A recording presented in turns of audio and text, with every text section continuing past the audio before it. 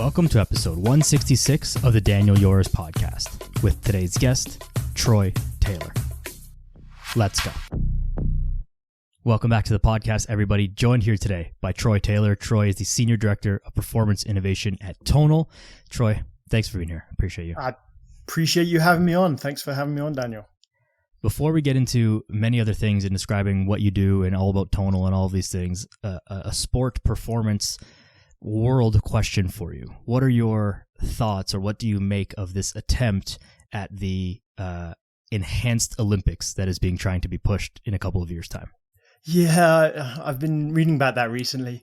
I'm probably conflicted about it, because we'll probably get into. I spent 20 years of my career working with some of the best athletes in the world, natural athletes. Never had an athlete that tested positive around that. And I've seen the challenges of competing potentially against enhanced athletes that are skirting the system, and the kind of challenges with doing that.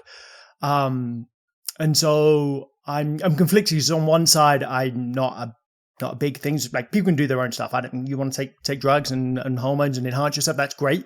But I believe in playing to the rules of the environment that you're in. And so from that kind of sense, I don't have an issue with it. If that gives them an outlet and people to do that, and it allows people that don't want to compete like that to compete naturally in the Olympics, whether that actually happens or not, I think is probably questionable. And people will try and play both games.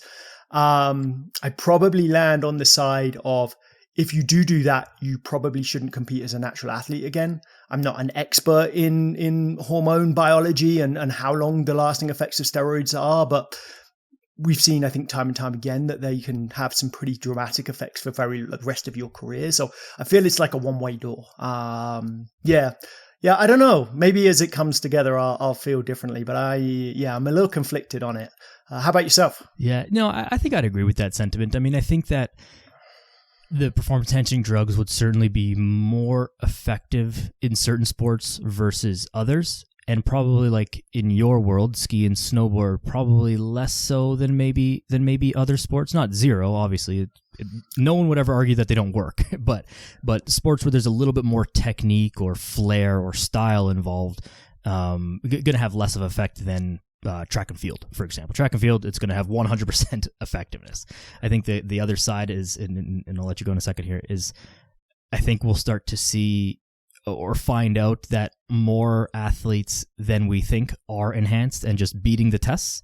And that will surprise some people. But I think it'll be interesting. I think, like you said, it will be a good outlet for those athletes who want to do that. I also agree that they probably shouldn't, once you go there, once you openly say that I'm doing this and I'm whatever, then there's no coming back from that, because there has to be some lasting effects, or there's got to be something going on there.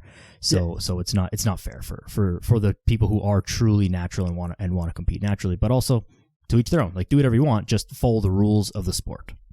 Yeah, I tend to agree. Yeah. So what is your background with the Olympics, with ski and snowboard? Tell us about how you got into the whole fitness industry and what your background is with it. Yeah, absolutely. So the accent is from Britain. That's sort of the confused. But I've lived in Britain, Canada, and the US. I've actually worked for all three Olympic teams on summer and winter side. So not just ski and snowboard, but on track and field and rowing, some other sports. But grew up in England, average athlete, nothing particularly special, the standard kind of story. Didn't know what I wanted to do, so went and did sports science, exercise physiology as an undergrad degree. Kind of liked it. Thought I'd go into personal training, tried that for a year. Wasn't really for me. I kind of wanted something more. So I went and did a master's degree in this sort of same topic area. And when I was there, I started volunteering for the British Olympic swim team. This was in the lead up to probably Athens Olympics. Let's date myself. And so I did that, and I, collecting lactates, running heart rates, running some strength and conditioning sessions. And I really enjoyed it. I thought it was cool, and wasn't a particularly glamorous job. I think I did my master's thesis on hydration status. Anyone knows that you measure hydration status mostly via urine, so not exactly luxurious. But I really enjoyed it. I love working with athletes, love working with coaches, and I was fortunate to get a job straight out of that master's degree program, really based on that experience, working with a university team, some professional sports teams in England, some EPL teams, and some Olympic athletes. And then over the next 15-ish years, was fortunate, I think something like 7 Olympic Games, 500 Olympians, 50 Olympic medalists or so. Didn't play a huge role in any of them, I would state, like 1-2% hopefully, if I did my well. But was a sports scientist, a strength and conditioning coach, then later a director of sports science and a high performance director. Just really enjoyed working with athletes, teams, and really with other practitioners, other strength and conditioning coaches, strength and conditioning, exercise phys, nutrition, psychology, and then medical kind of professionals to really, just bring a holistic approach to kind of supporting athletes. And so did that until about 3 years ago. And then made the switch over to consumer fitness, which was not a career that I necessarily planned. But it was around 2015, I came back to the US as the high performance director for US ski and snowboard. And like a lot of my job is to seek out new innovations, right? How do I help at that time, US athletes get onto the top step of the podium. And in Britain and in Canada, I know where you are, Daniel, there's lots of government funded Own the Podium or UK Sport that kind of fund these innovation projects. It doesn't really exist in the same way in the US. It's a lot more sort of philanthropy, and sort of fundraising.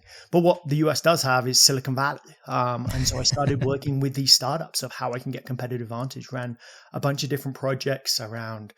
I think we were the first team in the world to use virtual reality. We filmed the 2018 Olympic downhill course in full 360 video and VR headsets. Wow. Ran projects on brain stimulation and computational fluid dynamics, all these different technology projects. And I really enjoyed working in the startup world. And so I was like, sports and startup. And so, it was probably 3 years ago, Tonal, who I was aware of, sort of came and said, hey, would you like to maybe come over and sort of join this performance innovation team we're doing? And I was like, it was a great mix of sort of startup kind of expertise that I'd kind of been building over the last few years. My background in sport, but in understanding human performance really, and an opportunity to scale that. So that's the relatively short story of the long version.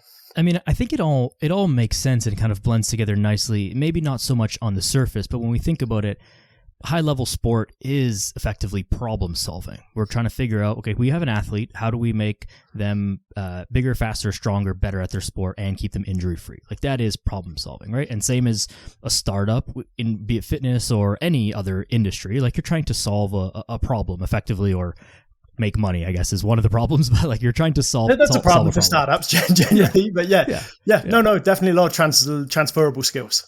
Yeah. And then even with Tonal, one thing that strikes me as interesting and a big positive of it versus a lot of other, as we would say, consumer fitness products is a lot of consumer fitness products for people like me who are maybe more purists in exercise and fitness is like, all right, another booty hit workout. Like, okay, we get it. You called something, you called the fat burning zone. You've made up a new phrase of something that doesn't exist. Like there's no innovation. There's no technology. There's nothing new here other than branding and marketing. And that's all fine and good. It gets people off the couch and moving. Cool. But Tonal actually has some technology to it, is using a lot of what we could say high level fitness apparatus just from accommodating resistance. And we'll define that and get into kind of what that is, which is something that like high level athletes use. And now people can use this in their home for like relatively simple and like a very accessible way. And so that must have been super interesting and probably, correct me if I'm wrong, the thing that really brought you towards that is like, hey, if I'm going into consumer fitness, I'm not doing like HIIT workouts with my headband and, neon shorts. Like I'm going to do something real. Yeah, no, you nailed it. That's exactly spot on. Like, if I think through my career, I probably spent low tens of millions of dollars on various different training equipment for various different organizations. Kitted out Olympic training centers, put in the latest and greatest. I wasted some of that, unfortunately, as things come and go. But I somewhat tried everything. There wasn't much out there that I hadn't tried. And to be honest, if you told me a consumer fitness device, and when Tonal first, I knew a board member, a board advisor who worked at Tonal. That's how I first got introduced to the company. And he said, hey, you should get one of these for your Olympic training center. And I was like, I want to humor him. He's a board member. He, funds my system. But like consumer fitness, seriously, that's not what we're about. And so I actually sent a staff member, this was back in 2019, to LA to the I think the one retail store they had at the time, or we had at the time, and to try it. And I'm like, is this worthwhile? Because I'll tell him no if it's not. And he came back and he raved about it. And I was like, I was not expecting that. I'd never pulled on a Tonal. I didn't know. And he's like, he's a pretty high level strength coach. He's been around for a while. I'm like, he knows his stuff. And that was there. So we ended up getting one for the training center, actually just as the pandemic broke out, and our training center closed. So I sent it to Michaela Schifrin's house. So Michaela Schifrin was the first sort of US ski and snowboard. She's a very decorated multi-time Olympic medalist, most winning athlete in skiing ever, I think. So pretty decent. But I tried it with hers, and I'm like, wow, this is really good. I've tried all this different equipment, and this piece of home fitness equipment is arguably as good or better than pretty much anything else in my training center. That's kind of cool, because normally it's like this top-down trickle effect, right? Yeah. You prove it out in elite sport, we get something kind of fancy, and then you work out, well, how do I make money and scale to consumer fitness? And you kind of, what do I strip away? And this was the opposite, where it's like, okay, well, we built this device for consumer fitness, and people like me in elite sport and the NBA bubble and a bunch of others are like, this is a really cool, valuable device. And so it was hardware and software. My sort of three reasons for coming: hardware and software. Like, both were really good, and that's pretty rare.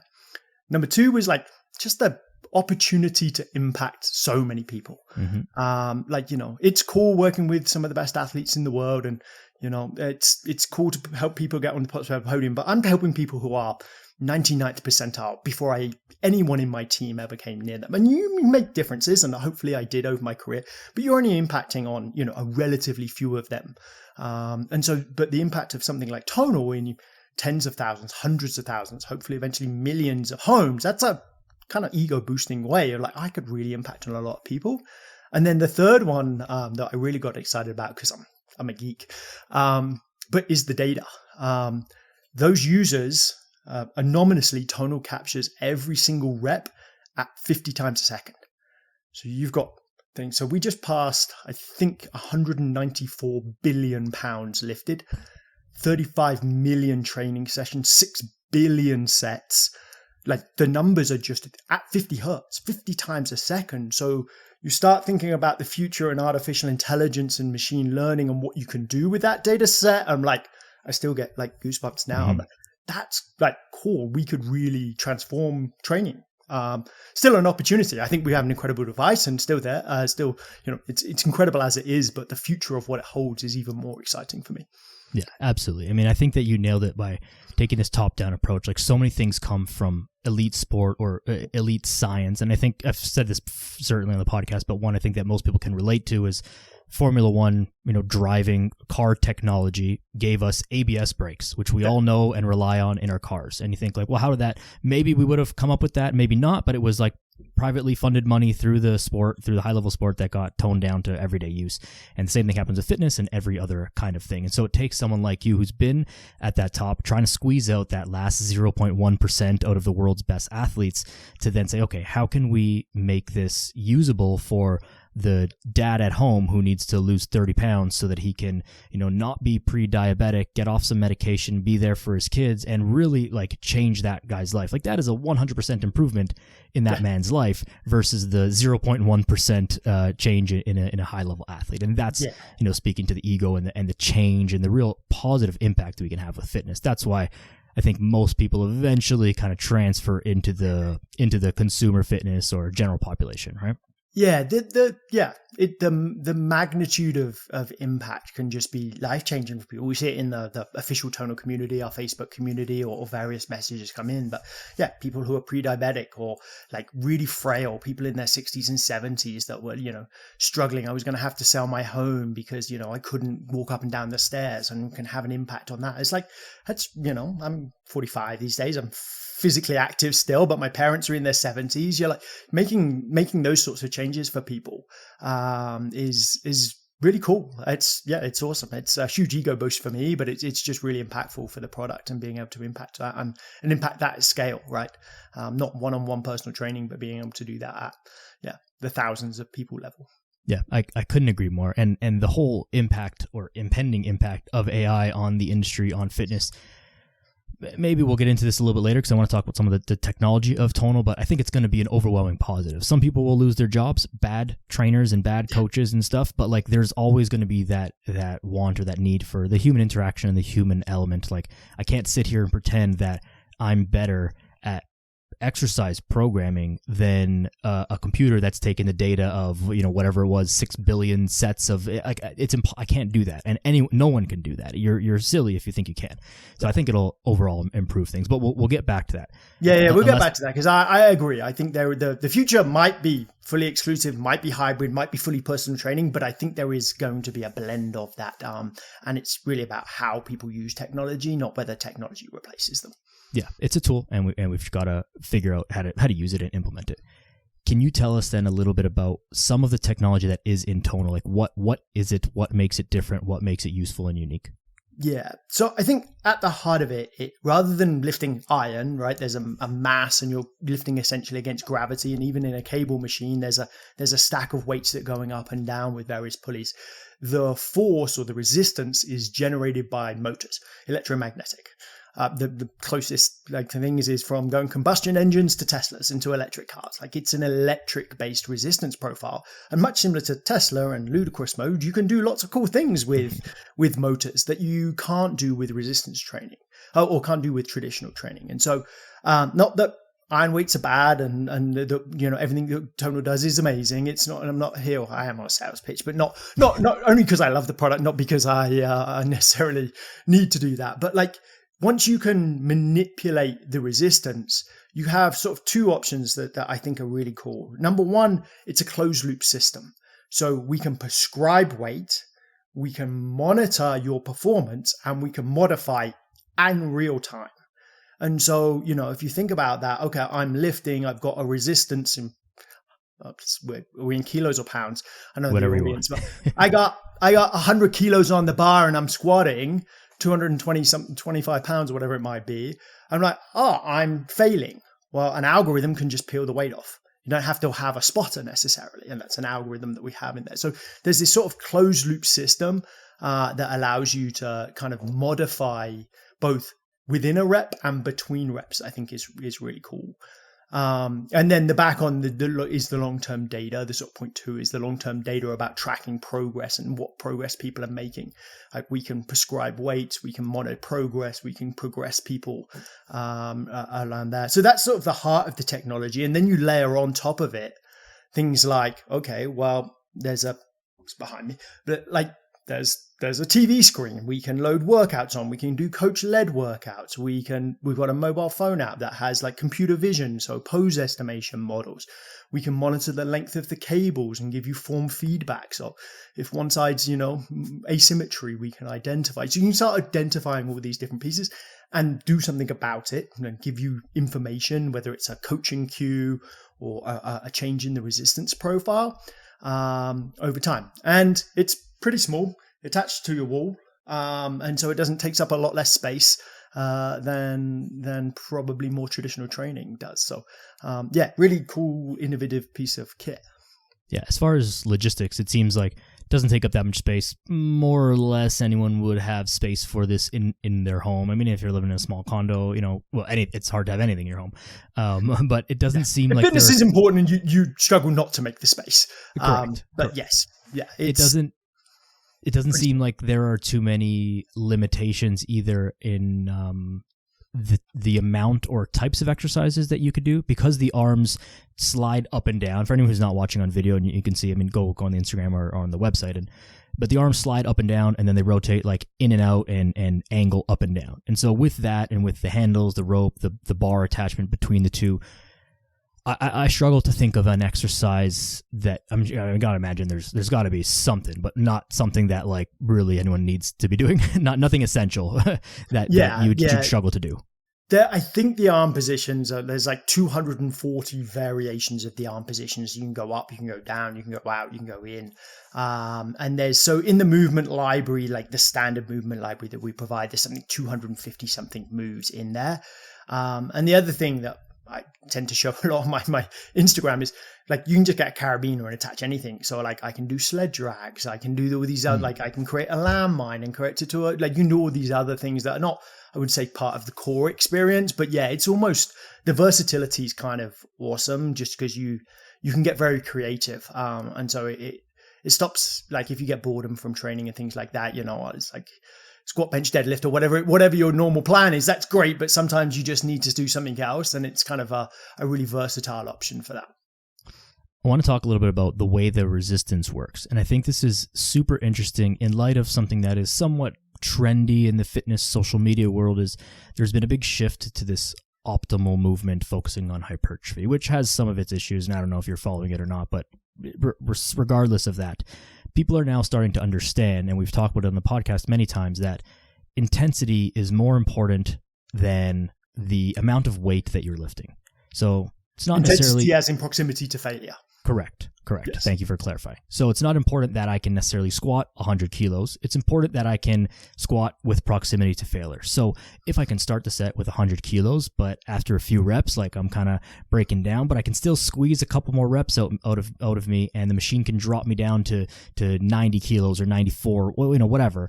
That is super interesting, because that's not possible in the gym. Even if you had training partners stripping off the weights, like it's not possible instantaneously. It's a huge logistical challenge. Like that is very, very interesting from a training efficiency perspective. Yeah. Like, I'm not the biggest guy in the world. I love the hypertrophy research. I work with Brad Schoenfeld.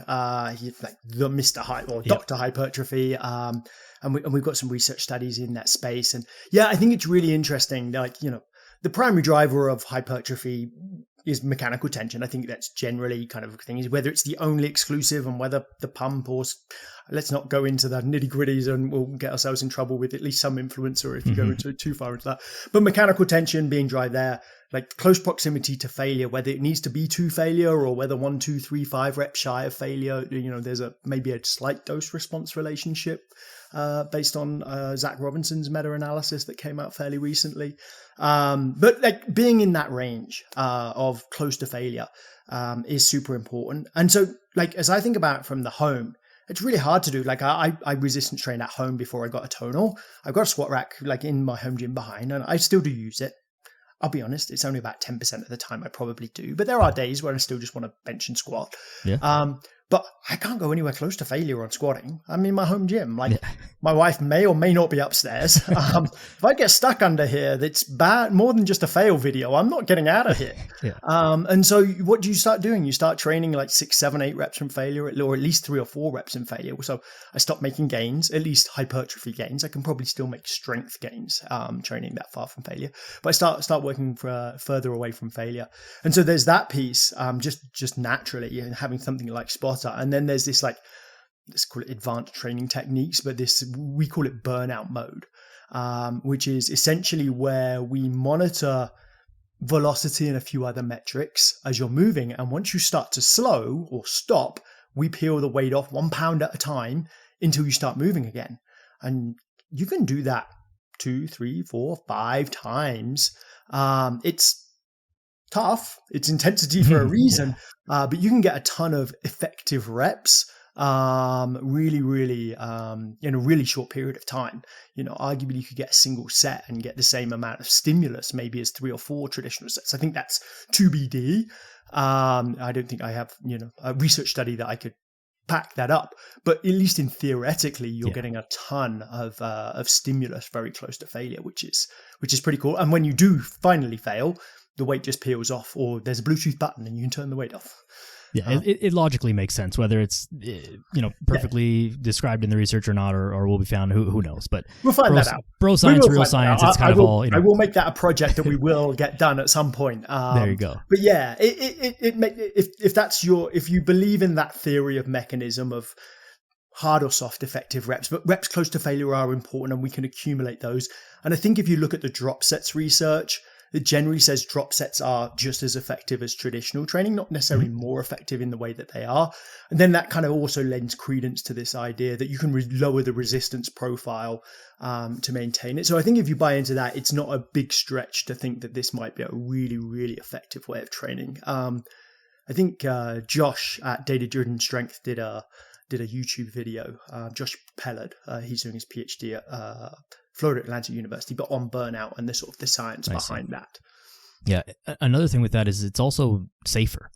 You're not dropping any weights. You're not, like, you don't have to be there. There is an art to how to, bail out of a squat, bail out of a bench press. Like, you got to know how to do that. But with cables or with any machine, really, like, you don't have to. You can kind of just let go and it'll slam and you'll make a fool of yourself and people will look at you, but like, you'll be safe and you'll be fine. But the same with Tonal is like, if you really get to that failure point, like, the weight will it shut off automatically? Will it notice that, or will it you'll just let go of the cables? And how does it work? No, it will shut off. Essentially, what will come on is spotter will kick on and it will just basically instantly switch the weight off. Or there's Bluetooth buttons, and you just push one of them, and it goes from 0 to 100 pounds, or 5 to 100 pounds per arm. So you can go back down to 5 pounds immediately. And so yeah, it'll do that automatically, which is kind of nice. And it's also the sort of types of movement varieties that you can start doing this training. Like, I always think of like bench pressing and squatting and things like that, but you can now start doing this on, like, I don't know, cable flies. When was the last time you did a drop set or a thing of cable fly? I don't think I've ever done it until I got Tonal. And so you can kind of do these different resistance profiles or these different kind of movement patterns that you would never normally training this way. Yes, everyone's done a run the rack bicep curl. Or most people, I'm probably sure, have, like most guys at least. But you can start applying that same kind of pump training, as it were, to some high mechanical tension training to a bunch of different movement patterns. Yeah, it exposes people to different or more advanced maybe training methods, and in a way that you wouldn't necessarily do that in a real gym, or it would be difficult to do that in a commercial gym. One, just because, like, you can do the run the rack when you're in a private gym or in an athlete gym where you guys have the whole gym. You do that Monday night in Good Life or Planet Fitness or somewhere. Probably not going to be the most popular person in the gym. Exactly. Plus, even just doing drop sets, you're taking up all the weights, you're taking up all the things. Even trying to do like eccentric training where you're counting, a 5-second eccentric on the, like, that's a lot of counting. You're counting the seconds, you're trying to make sure your form is good, you're trying to do all this stuff. But when the machine can kind of do all that for you, like, not to talk myself out of a job, but like, that's kind of what a personal trainer does. Like, I'll count the reps, I'll count the time, I'll make sure you're doing the format, I'll give you what you need and nothing less, and make sure that you're doing all the things and introduce you to these advanced training, drop sets, eccentric training, whatever, all these different things. But if someone can just kind of count that stuff for you and you can do that at your home for like a way less of a cost, like, that is a massive, massive advantage. And I know that you said, I don't know how much the unit costs. I'm sure it's not cheap per se. And I use that with heavy air quotes because I don't think anything with any fitness devices, I don't actually think that they're expensive. The cost of being sick, the cost of being unhealthy, the cost of being weak is way greater than, like, a couple $1,000s plus a whatever membership per month, to your health. But it allows you to do so much more than you would be able to do on your own. And I think that's really the take-home message of all of this technology. Yeah. It's not cheap, but I think, again, you have to compared to what, particularly here in the US. If I'm comparing it to medical health bills because I have sarcopenia, it's probably the bargain of the century. But yes, it's $4,000 US and $60 a month subscription. So, if you finance it, it's like a high-end gym membership, right? It's going to cost you $100 a month all in, something in that kind of range. It is an investment in your health and your future, a worthwhile one, I believe, but obviously that's up to every individual. But yeah, there's an investment to it. And related to sort of the modes and the sort of the training that you can do is I still fundamentally believe there's a role for personal trainers, but it might not be counting reps anymore, right? It might be some of more the kind of piece.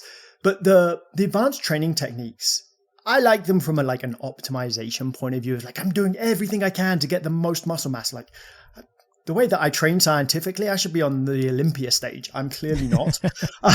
So there's more that goes into that than training. Yeah.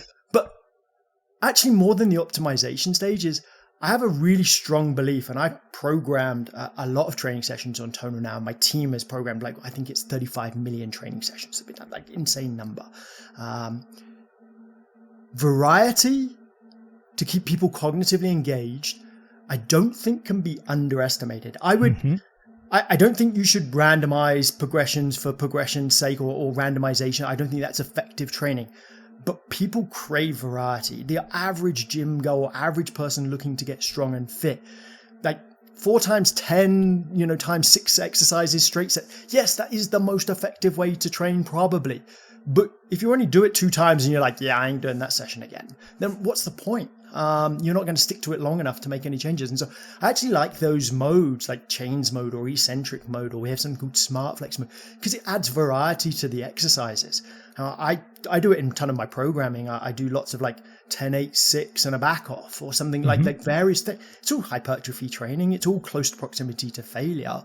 I think the stimulus is equivalent, probably no better than 4 sets of 10, but it's more engaging for the people to do. And I think that variety piece is, I certainly, as particularly in Olympic sport or professional sport, where, basically I can say anything and they'll do it, like within reason. Like, they're very committed people to achieving their goals. And if you say this is the best, they'll follow you to a T. But I probably didn't appreciate, I could have made their training a much more interesting and cognitively engaging for them if I brought the variety that I've learned from programming for the general population. So I think there's the optimization element of, yes, it's the maximal stimulus, but there's also this, hey, this is fun to do. It's interesting. I enjoy doing this. I don't like, there's this like / familiar where it's familiar, but it's also kind of novel at the same time. And I think being able to combine those two is pretty powerful. Yeah, it's just novel enough to keep someone engaged and keep enthusiasm high and keep you wanting to come back. And when you like it and you're having fun, like, you're more likely to work hard at it. And that's where you're going to get more results. And this is where kind of like the science and bro science kind of mesh. And it's like, okay, we know that this is not necessarily exactly true, but it helps me stay in the gym and work hard, and that's the thing that I need to be doing. So it's like, hey, does anyone need to be doing drop sets and using chains and using accommodating resistance and using, probably like not. But, people like you and I can probably squat, bench, deadlift, 3-4 times a week for the rest of our life and never get bored. But most people are not like that. They're not going to do it. And that's what, keeping people in the gym and keeping people fit is about. And so even that alone is good. Now, you did mention one thing is, variety is good, but too much variety can then be detrimental. So one thing that I did like that I saw that Tonal offers is guided programs. So it's not only individual workouts. There are month-long or 6-week long. I don't know the time. I'll let you talk about that. But like, you can start a program and it'll last for a few weeks progressing. So that's a really good addition as well. That is, again, different than I think a lot of consumer fitness, highly scalable products. Yeah, where we started, and Ali, our founder, and he's our CTO, was like, I want to replicate as best I can a personal training experience. I'm not trying to replicate Peloton and just have people in that's fine. There's nothing wrong with that. Yeah. Their business model. I'm not knocking them in any way. A lot of Peloton people have Tonal and vice versa. It turns out we're a relatively complementary product, but was to build it off programs. So there's 300 and they're generally 2 to 4 weeks, mostly programs. And then we can progress them. We actually just ran a big project. We have about 5,000 workouts in total if you added all of our workouts together. And John and Jacob, two of my team, along with a bunch of data scientists, just essentially coded the training stimulus for about 7 different training effects. So hypertrophy or max strength or, let's say, work done as a proxy for getting lean, or functional fitness like base of support and things like that. So coded the entire library with like a number associated with this outcome. This, I don't know what you're going to get, but this stimulus that you're going to get, exposure to training. And so, we can progress. So you could do, there's 300. So what's that? 6 years worth of training that's on the system. Now, not every workout will be appropriate for every person, but we add about, 3 or 4 of those a month on average. So there's this expanding movement library. Yeah, because in a lot of those programs, what we tend to do is like we call it an AABB. We'll do 2 weeks that's the same, and then we'll modify like 1 or 2 progression of an exercise for the second 2 weeks, or progression of a rep range. And in the AA weeks, we might add chains 1 week to give you a slightly different stimulus and a slight change to there. But we modify some of the exercises. Sometimes we keep it the same exercises for 4 weeks, because 4 weeks is not a huge amount of time for skill acquisition, particularly in something like a beginner program. We're trying to keep movement patterns, but we'll adjust the rep ranges as you go. So we give you a slightly different kind of training stimulus. So lots of programs. And I would say it's a tricky balance between variety, novelty, and just randomization. And where do you play on that line is tricky, but I think not that hard to do if you approach it with a thoughtful that I want to add variety, but I don't want to add so much variety that I'm hurting skill acquisition, or I'm training ridiculous for some particular reason, like have massive increases in volume from week to week, or changes in intensity from week to week. More subtlety, we tend to keep in that like 10 to 20% change kind of window and play around with that space. There's enough variety that you can add to make it feel different or appear different, but not really be different. Like maybe changing a grip slightly, or changing a rep range very slightly, or a rest time or something that's like not really change the stimulus, but enough. But you mentioned skill acquisition. Can you just talk a little bit about what that means from an exercise perspective, why it's important, and why we need to do that in order to progress as best as we can? Yeah. Exercise physiologist, not skill acquisition expert, but I would say I spent probably about 10 years of my career diving into this space. It's like most strength and conditioning or physiology, like you have your core expertise and then you start kind of branching out into other areas. And I got really fascinated with the skill acquisition kind of piece from an elite sport perspective. And how do you develop expertise? Like, how do you develop skills? What's the best way to do that? My brother's a principal of a high school. And so like teaching in a learning environment, like in an academic environment versus a movement environment. But like, you know, at its heart, I think what we're trying to do is get people to move in as many ranges and planes as possible as they need to do for what's functional for them, right? I'm not an Olympic gymnast. I don't need to move like an Olympic gymnast. My members mostly are not Olympic gymnasts. They don't need to move that way. But what's a range of movement patterns that like a strong, robust, healthy person needs to be able to? I need to be able to squat. I need to be able to lunge. I need to be able to hip hinge. I need to be able to press. I need to press overhead to put my baggage in. Like, what are the fundamental movement patterns, and how do we make sure that we're building those into our programming and giving exposure to those at the appropriate level? The challenge point curve, like the inverted U of like, if something's super easy, it's kind of boring. And if something's super hard, I fail all the time. And so I'm trying to play in that sort of optimal window zone of movement challenge and having programming that progress there, because most of our members are like middle-aged, 30 to 50-year-olds, like are interested in their health and fitness, have some generally resistance training background. There are a bunch of beginners and there are a bunch of older people, but the core of that, like they want to move well for the rest of their lives, right? Mm-hmm. And then we want to help them do that. We challenge them with resistance, and we're quite a challenging platform. One of the reasons we get such big gains is we have some algorithms that constantly progress you, but we want you to do that when you're ready to do that. And so building in a lot of those fundamental patterns. So we'll do a lot of like, if you're into skill acquisition research, but like traditional training, like block practice, I do, the same movement pattern again and again and again. Varied practice, I'll move from one pattern to another. Now, I can't do that. Like, I don't do one rep of a lunge and then one rep of a, overhead press, but I do a lot of supersets, and I do that from a training efficacy point of view, from just time efficiency. Mm-hmm. But I actually think it's a nice variation of sort of variable practice from the skill acquisition research. We think a lot about the way that we cue and the form feedback that we give. Whether we're thinking about performance orientated kind of outcomes. If we're trying to help someone reach a new 1RM, I'm much more likely to try and give them an external cue, right? Drive your feet through the floor, push to the ceiling, some external object, and the skill acquisition. If I'm looking for a hypertrophy, mind-muscle connection kind of thing, then I might be more internally focused on the squeeze, and there might be some research there. So sort of kind of bringing in these sort of, adjacent sort of science topics into a general consumer fitness program. Yeah. I mean, it all comes down to being good at the things that you can do it well. If it's the first time you've ever squatted or done a lunge and you don't see it again up on your program for 6 weeks, like, well, when you do it again 6 weeks later, you're still not going to be good at it. Yeah, exactly. And you're just never going to really start to progress at it. You've got to have enough exposure to things to get learning. And we do a lot in our particularly in our beginner focus programs. Actually, I don't know if it's released yet. I get myself in trouble in this. But if you're on the Tonal platform, there will be an intro to power building coming up. And so we've had this power building kind of workout. So it's hugely popular with one of our coaches, Joe. And we're like doing an intro version. And it's very similar. Everything's scaled back volume-wise. But you've got more repetitions of practice in there so people can learn the fundamental movement patterns before they move on to a more advanced version. With the AI and the coaching aspect of Tonal, is there a way, and maybe it's not possible yet, but I'm sure it'll come in the future, Now, the machine can detect the velocity, length of the cables, and these kind of things to detect speed of reps and effectiveness of reps maybe.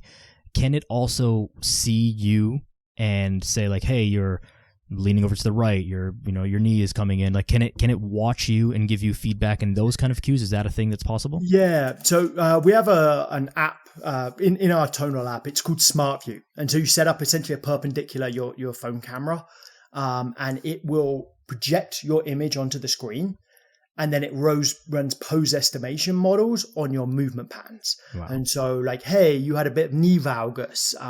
Maybe that's normal movement pattern for you because of the way you're anatomically designed. But yes, we can identify movement patterns. I would say it's a space we've played in. It's an awesome product. It's a place we will continue to evolve on. But yeah, there's pose estimation models, so you can work in that in terms of there. So set up a side on camera and you can see your image over there.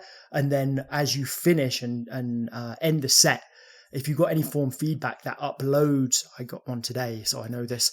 If you've got a form feedback, it uploads the image, the video onto your phone so that you can review it after the fact. Wow. So you can look through and you're like, I really do, squat a lot when I'm supposed to be deadlifting or whatever the sort of particular kind of fundamental movement pattern issue is. So yeah, that's in there already and certainly a body of work that we continue to advance upon. That's super, super interesting.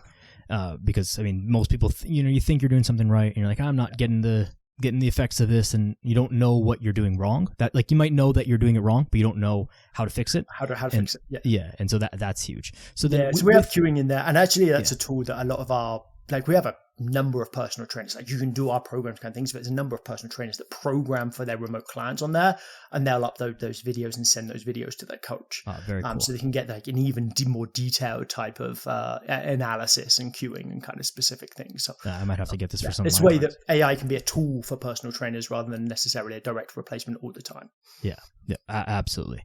How are you guys using all of this data then that you're collecting? There's so much data that's being collected. What is the tangible effect other than knowing that it's been done? Yeah, so like there's tons of essentially machine learning algorithms that are built in there from the way that we progress weight. I mentioned earlier we're quite aggressive. I'd say aggressive is probably the wrong term, but we know when you're ready. Even if you don't necessarily feel like you're ready, we have enough data, and I have enough confidence in our data that James Steele did a research paper in 22. He's at Southampton University. And he basically said, like, he showed that the average person in the gym does 10 reps with 52 or 3% of their 1RM. So they lift with 10 reps from reserve, in 10 reps in failure, 10 reps in reserve, roughly. No wonder the average person is not making a lot of gains. Yeah. You train 10 reps from failure, you're probably not getting a lot stronger, and you're probably definitely not putting on any muscle mass after your first newbie gains. And so that's what the typical person is doing. So one of the machine learning algorithms is we identify, hey, you were lifting with 50 kilos. I look at your speed, your velocity, your power, you kind of things. It runs a bunch of AI algorithm, ML learning algorithms on it and says, hey, you're more than 2 reps from failure. We can do 51 pounds next, or 51 kilos next time, or 52 kilos. And so it's kind of built in this progression. So you're always pushing relatively hard. There's also a recovery weights mode. So you can hey, I need a down day. I'm not feeling it. Even if last session was great, I still need to back off. You just hit recovery weights and it'll give you 80% of your normal weight. So you can kind of get a bit of a breather. So that would be an example of one way that the data is sort of informing the product. Another way would be a lot of the recommendations that we do are based off machine learning algorithms. So the base, I think about this as a pyramid because it's how we think about everything. But the base of that is like, hey, Troy, you told me you're like an advanced user. You want to build muscle. Okay, well, what do people like you like? Because I've got hundreds of thousands of users and they've done a lot of different sessions, so I can recommend that. This seemed to work for them and they really liked it. So there. Now I know, okay, well, you're 45 years old. And you've got we have this algorithm called strength score, which is basically an approximation of all of my 1RMs for every lift that I do. So people that are like your age and the same level of strength of you, here's layer 2, and there's a little more specific. And then layer 3 is like, you did this last time. So based on all of this prior data and what you've told me, the top of the pyramid is you should do this next. Or these are 2 or 3 options. You could do a bit of a deload week, you could like do an intensification week, or you can do another accumulation week. And you can kind of dial it on there. And so you kind of build up from relatively general to very specific based on recommendation algorithms. There's a bunch of others, particularly in the way that we suggest weights. That's one. It's called suggested weights, but essentially every time you lift on Tonal, you're telling Tonal what you're capable of doing, and then we feed that back to you for what lifts you're doing. And we can do it between moves. So if you did deadlift, I can tell you what your squat 1RM is based on a machine learning algorithm. Yeah. I can't, but the Tonal can, and my data science team, I could probably give you a good estimation of what your bench press is with a relatively, it's kind of crazy, but once you have that much data, you can kind of map it real well. Yeah. And so, yeah, lots of ways that we build in AI. It's funny that, as you're saying all these things, it's like, oh yeah, that's kind of like what I do and what my colleague trainers do. And I never thought about it that way, but it's like we do a movement assessment and it's like, okay, just show me a body weight squat.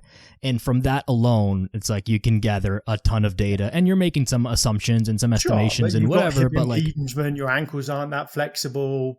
Right. But it's like, if this person can't really do a great squat, I can also safely assume that, they probably can't bench press 100 kilos. You know what I mean? Like I might not know exactly, yes, but it's like you can make some smart inferences that way. And so all of these things, and this is, I guess, what we would call the coach's eye. And you see things, and you see the speed of a reps, you see the mood of a client, their facial expression, how they slept, the argument that they had with their boyfriend or their girlfriend last night, and all of these things. And it's like, okay, this is what we need to do today. We need to ramp it up. We need to, calm it down. That set was too easy. Let's get a little heavier weights. Like, we need to change this setup in the exercise, but it can do all of these things. And it's so amazing to me, because this is what, like, I think this is what is missing from people. I think people understand that they need to work out. Anyone listening to this podcast, if you don't understand by now, I can't help you. Yeah. But like, you understand it by now. Yeah. You there's millions of people who still don't get it. But among those who do understand they need to work out, there's a lot of people who try and who don't experience any, basically no benefit other than the very minimal, like, surface level stuff, which is still good. But they want to get jacked, they want to get bigger, they want to get leaner, and it's just not happening despite them putting in that effort. And it's just this kind of level 2 knowledge and that you'd get from hiring a coach, using a program or a technology like Tonal to be able to do. And now with AI and with the technology, it's just going to become so much more accessible. Like, yes, it's expensive. It's way cheaper than hiring a personal trainer for 5 years. And I'm saying that as a trainer, like that it's not going to cost, it's going to cost way more than $4,000 plus $60 a month or whatever it was. Like, that's nothing in comparison. Yeah. Yeah, no, there's a lot of that. And that's where my team sort of intersects with the data science team and the product team. Is like, we're all basically coaches and trainers from background. It's like, what are the things that we would look for, that we would be interested, like, and how Tonal solves those problems is somewhat different to how I, as an experienced coach, might solve them. Unless I've got a gym aware or a tender or push or whatever it might be. I don't know bar speed, but my eyes can tell me it's slow or fast. Right. We can got a different way of inferring that. And so there's a lot of those sort of the core technologies that we develop are really based off, hey, this is something that we would tell a client when we were working with them. How can we get close? Sometimes we do better, like the bar speed. We measure that better than anyone because it's everywhere at rep and it's perfect to do. And it's actually measured, I don't know what the motor measures at, but probably 4,000 times a second. And then we just downgrade it. Like, it's higher. And there's some things we do better. And then there's some things where we're like, okay, well, we've got a solution. It might not be absolutely perfect, but it can help you. Like, the movement screen and your squat. Like, I can tell you whether you had ankle flexion or not, but I can't tell you why. Right? I can't get manual and tell you around those. And so, hey, it might be, hey, go see a physical therapist or kind of things. Or try this cue. If it works, it's probably more like a neuromuscular sort of patterning type kind of issue. If it doesn't work, then maybe it's structural and this is just the way that you're built. But yeah, there's a lot of it's kind of just built off what would a trainer want to be able to do and what can we kind of already get out of that data. Yeah, I'd imagine, you sit down in a room to think about this and you're like, how can I replicate myself, or how can we replicate ourselves as much as possible? Because personal training is by definition not a scalable endeavor. Like there's only so many hours in a day. You can only talk to so many people in a day. Like that. Yeah. That's it. But that personal bit is real tough to scale. Yeah. But it's also the most important. Like the least important thing that I do is the programming and the rep counting. Like that is nothing. Like, we could just almost not even do that. Interaction, the relationship that you build with the client, all of those things that technology has a harder job feeling that. Like there's elements of connection to online coaches and things, but not in the same way. And so, yeah, it's really about, for personal trainers, it's really about like, how do you leverage this to make you more efficient, right? If you don't have to spend as long programming, then I can see more clients. And if my program's not any worse and potentially even better, that's a win-win for me. Or, typically, I don't know, maybe I wasn't the best personal trainer when I did this up here, but I'd see clients for like 6, 8, 12 week, lots of sort of 12-week block type kind of training. And then I got it. I know I was expensive.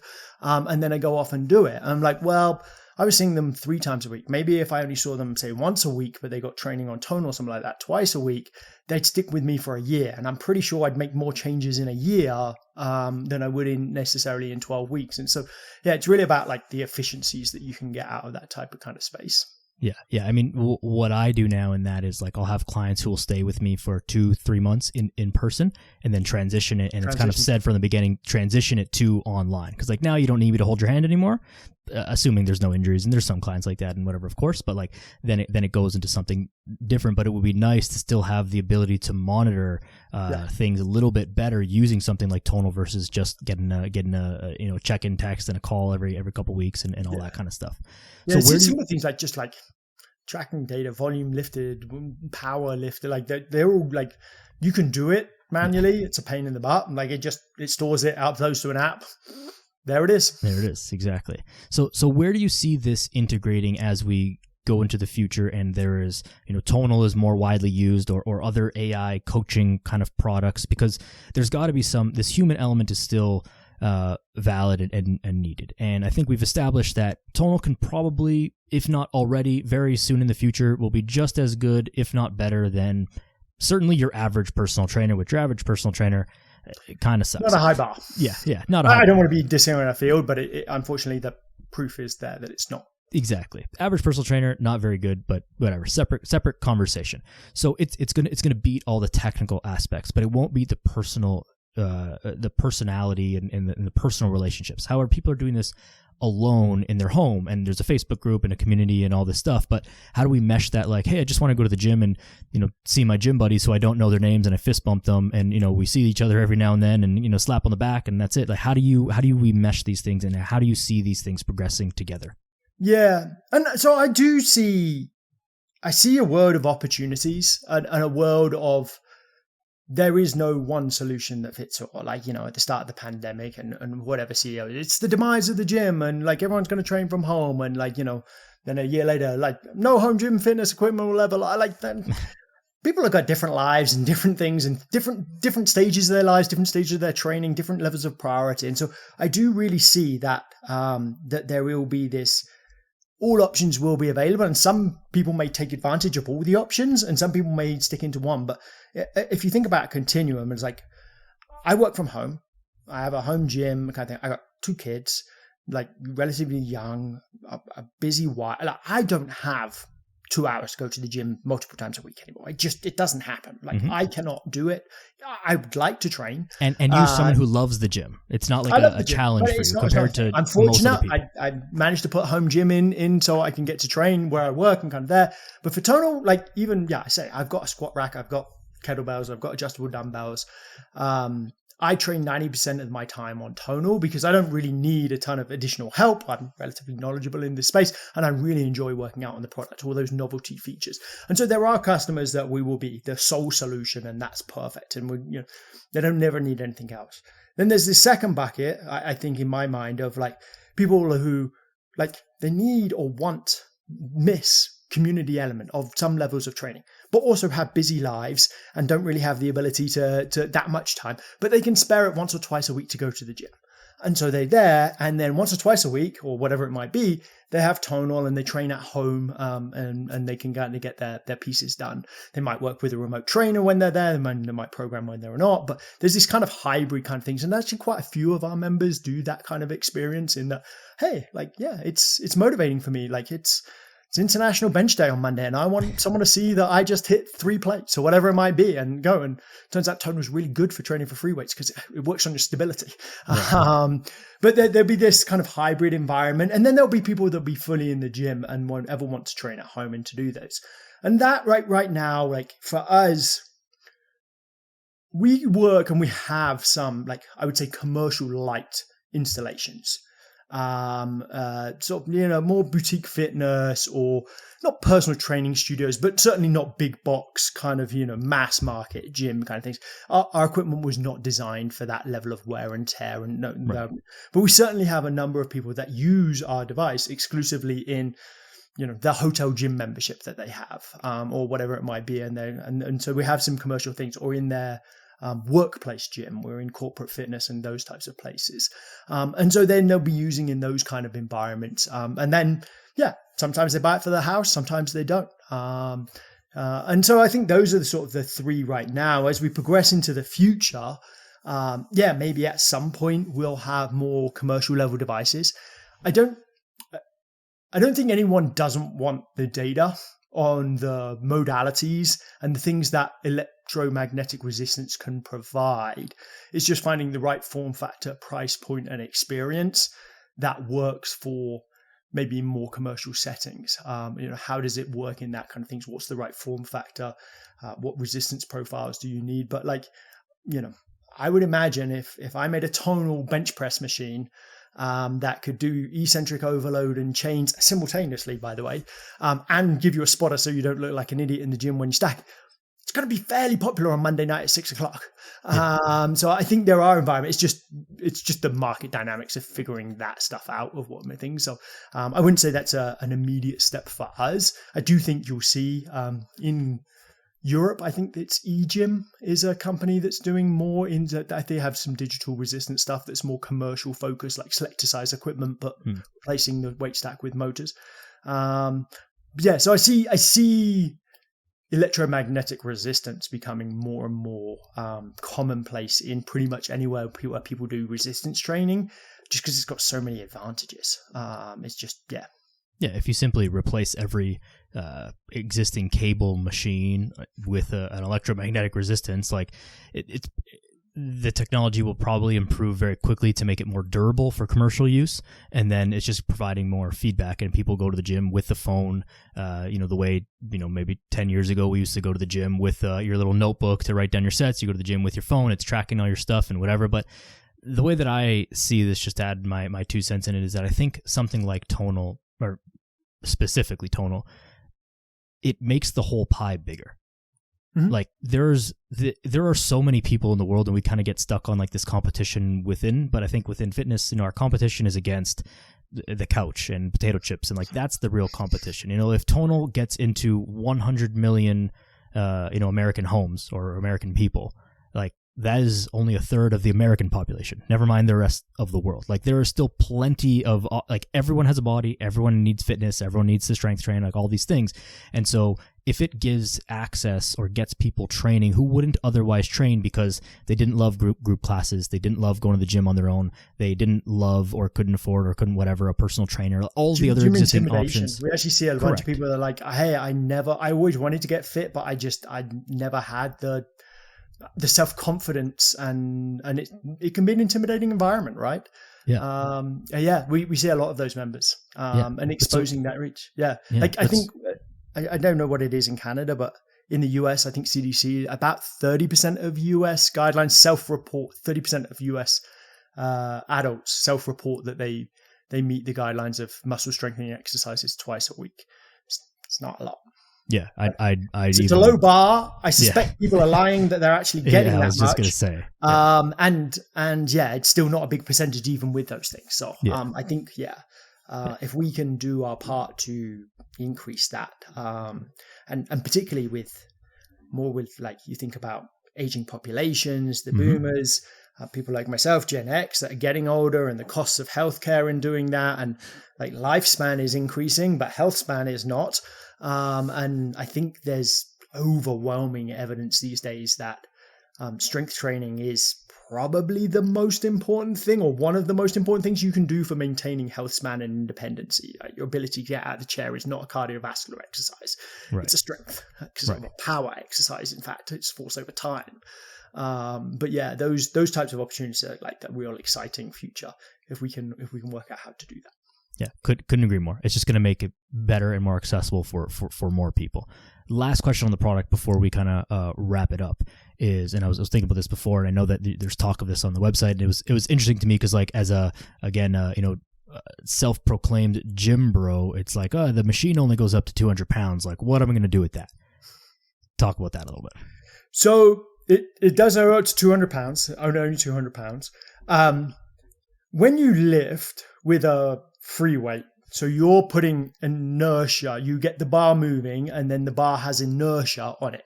And so that's essentially giving me free lifting. That's how we can Olympic lift, right? You put a bunch of speed on the bar and the bar still goes up while I can go down.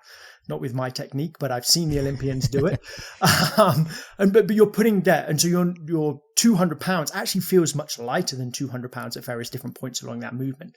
Electromagnetics, essentially resistance, has a much flatter resistance profile, so you don't have as much inertia. So we ran a research study out of High Point University to kind of understand what that feels like, the difference was.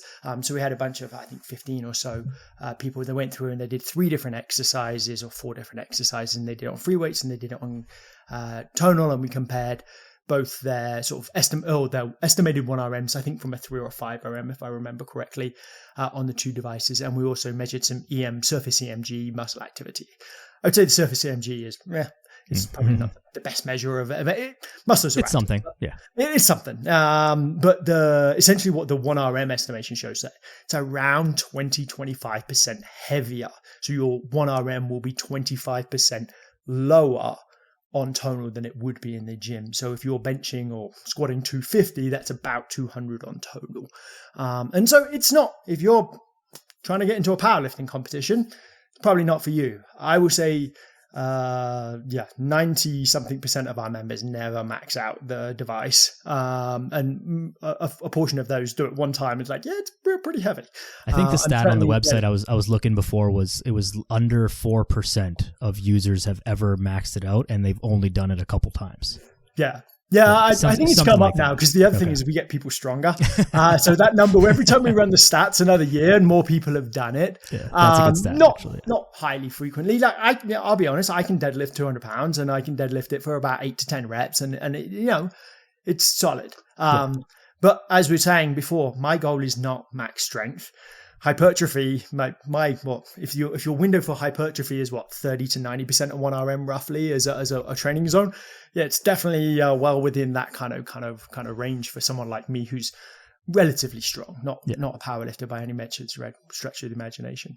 I mean, if you're powerlifting, like go powerlift, like you don't use any machines, like just use a barbell and don't do other stuff, and that's it. But that's a sport. That's not like a regular training regime, right? Pretty much. Every sort of like young 20-year-old gym bro comes into the retail store, like, I want to bench 200. And you're like, let's bench 100 first, see how it feels. And most of them can bench 100, and they're like, that was pretty heavy. And you're like you go 135, which is not like I'm back into pounds, but 20 kilos on a bar at 135, it's like, I'm getting pretty close to my max. And like 155, not many people lift above. It's just heavy because there's a stabilization element with a cable too, but it's just inertia. You don't bounce it off your chest. It's you're pushing all the way through. I actually find my triceps fail. I never had tricep failure on bench press before, but I get tricep failure on tonal all the time. Interesting. Because I'm so used to locking out, just pushing through, and I've got momentum carrying me up, and now I have to push through the entire rep, and plus it's somewhat still unilateral in a bench press. Well, I guess if you use the bar, but it's probably still more unilateral. It's more similar to dumbbell bench pressing than it is to barbell bench pressing. Just with the handles, with the bar, it's It's more similar. That honestly, it's just a skill acquisition thing. Yeah. Because of the way the cables attach, like you'll see a lot of people the first time they shake. Yeah. But once you get that movement pattern, it's very, very similar. It's just a skill acquisition. It's the my shoulders. It's shoulder stabilization. That is really what people train. But yeah, it's just because I always used to put speed into the bar and then I would finish it out. And so my triceps never really got much of a workout on bench press. And now I get 3/4 of the way up. I'm like, I can't finish it. Yeah. Spotter kicks in and helps me out.